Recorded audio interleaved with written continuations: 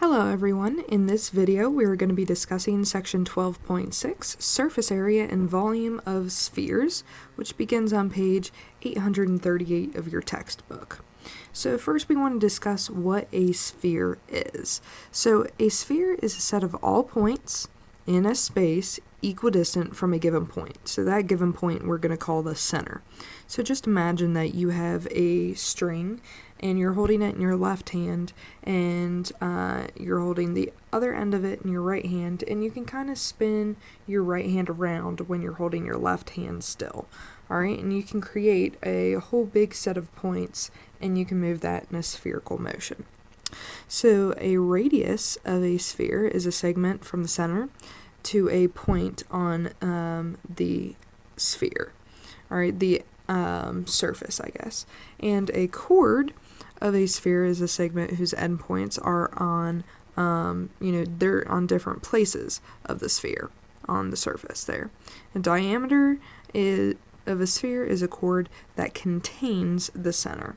Alright, so just like it would be for a circle in a 2D space, it's the same sort of definitions for a sphere here in a 3D space.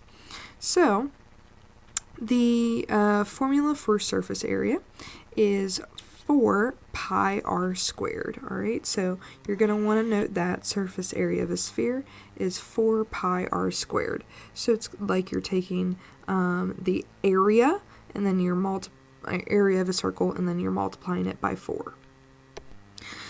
So it might make sense for you to see that pi r squared because we're talking about surface area, the amount of paint we need to paint that sphere. But where the heck does that 4 come from? So if you think about it in terms of a baseball, they laid out really, really nicely for you. So the way the stitches are, you kind of have two different pieces, and I'm looking right here, 2 different pieces of leather that kind of overlap and then are stitched together. And if you think about it, it's really made up of kind of 4 circles. Now this is not, a perfect exact, circle right here, but that's what the formula ends up kind of being pictured as, alright? Using those baseballs, it's kind of easier to understand where the 4 comes from. Alright, so looking at example 1, find the surface area of the sphere. All you need is r. All you need is your radius. So you write your formula down, of course, and you substitute in 8 for r, and you multiply it out. Now this is the exact answer. Alright, and you of course can provide an approximate answer by entering that into your calculator. And so for the radius of 8 inches, we get 804.25 should be inches squared, square inches, because it is an area. So just make sure you're careful and know what you're actually answering here. It is an area, so it should be square units. Example 2, find the surface area, or don't find the surface area, you're finding the diameter here. The surface area of a sphere is 20.25 pi. Alright, it's nice when they give you the exact measurement here because that way the pi's can cancel out. So we of course need to write down our formula. So there's surface area, and we know the surface area this time, so that is going in for S. And then we divide each side by 4 pi, and then we have to take the square root in order to find r. Now I do want you to keep in mind that when you take the square root of something squared, you should have the plus or minus, which is why it says find the positive square root, because the radius cannot be negative. Alright, and so find the diameter. That's our last step here. We found the radius, and we multiply it by 2, and we get 4.5 centimeters. So your correct answer for that question should have been B. If I flash back to it, yep, 4.5 was for B. Alright, so here's a couple of guided practice. Why don't you guys go ahead and write these down, maybe draw out a little bit of a picture, and pause the video, see if you get matching solutions.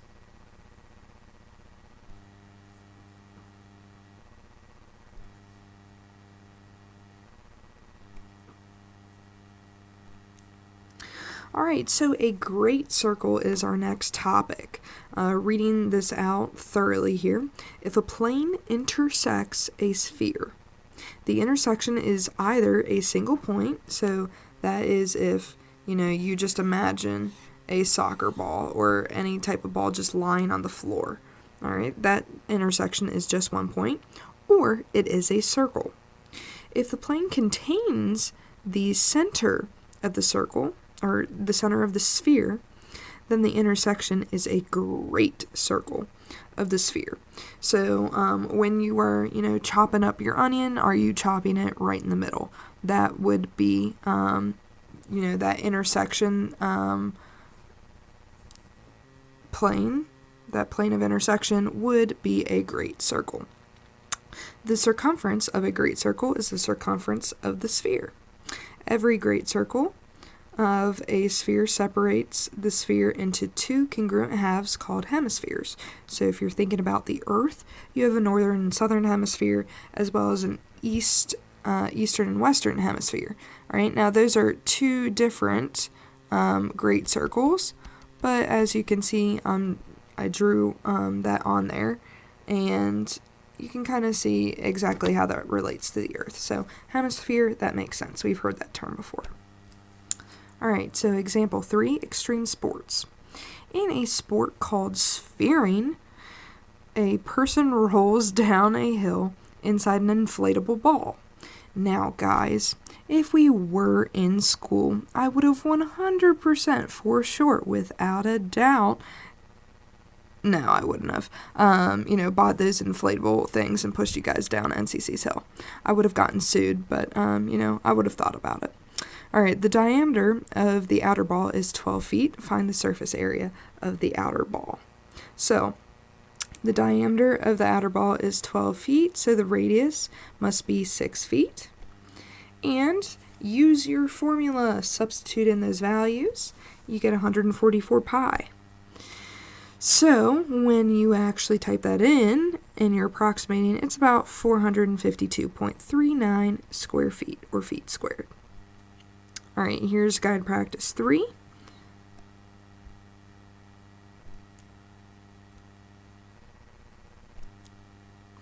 right, and volume. So I'm just going to go ahead and skip to my lovely volume here and go to 4/3 pi r cubed. All right, and you can see, according to the description, where some of those parts might have come from. So we use, the volume of a pyramid or the volume of a prism, and we kind of, break those down and we rebuild them a little bit. So if you look over here at the right and you just break it down into all these little, 3D kind of pie pieces, you can see that they all end up being little pyramids. So here, 1/3 base times your height is going to be the formula for volume of a pyramid. But here the height is actually the distance between, the edge, the surface, and the center. So it's going to be the radius. So they have 1/3 base, the area of the base times the radius. Well, I know that the part of the surface area, so if I'm doing this for the entire sphere, the area of the base, that B part, ends up being replaced by that 4 pi r squared. So that's where this part of the equation comes from. So they replace area of the base with your 4 pi r squared, and you still have that 1/3 in there and that other r in there for that height piece, and you put it all together and you get 4/3 pi r cubed. Alright, so that would go on your special little note card for all your formulas that you use as a bookmark for the volume of a sphere. Okay, so my theorem here, volume of a sphere equals 4/3 pi r cubed. So let's look at an example. A soccer ball has the diameter of 9 inches. Find its volume. That is all you need, is a diameter or radius. So diameter is 9 inches, radius is 4.5. And I write down my formula. I substitute in my value for radius. And I do all the math behind it and get my exact answer. And then I approximate it. So then I go back and I make sure I have the correct units.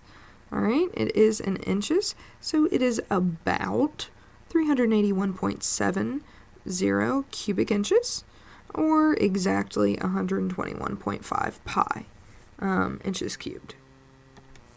Alright, here in example 5, find the volume of the composite solid.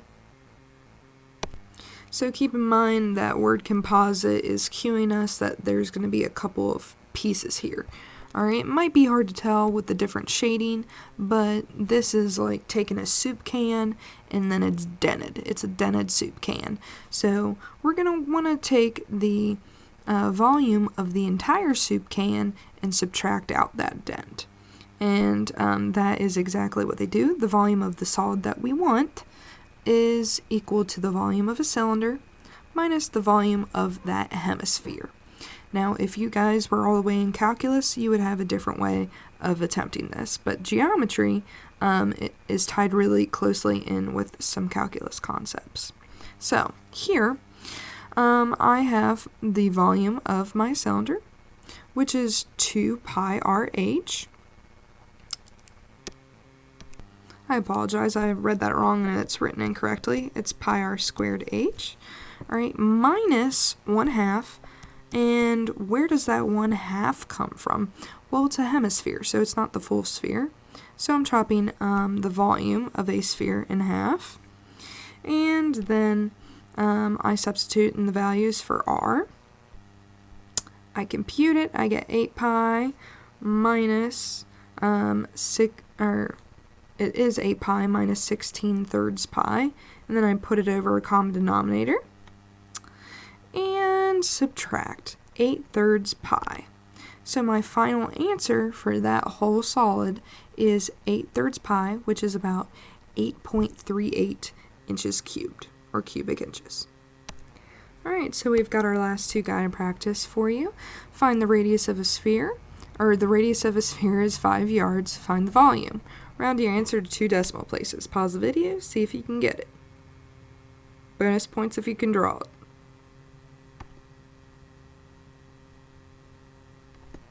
And our last guide practice, a solid consists of a hemisphere of radius 1 meter on top of a cone. A hemisphere on top of a cone, so it's like an ice cream cone, with the same radius and a height of 5 meters. Find the volume of the entire giant ice cream cone. Round your answer to 2 decimal places. Alright, if you guys have any questions, always feel free to send me an email. Give me a shout out.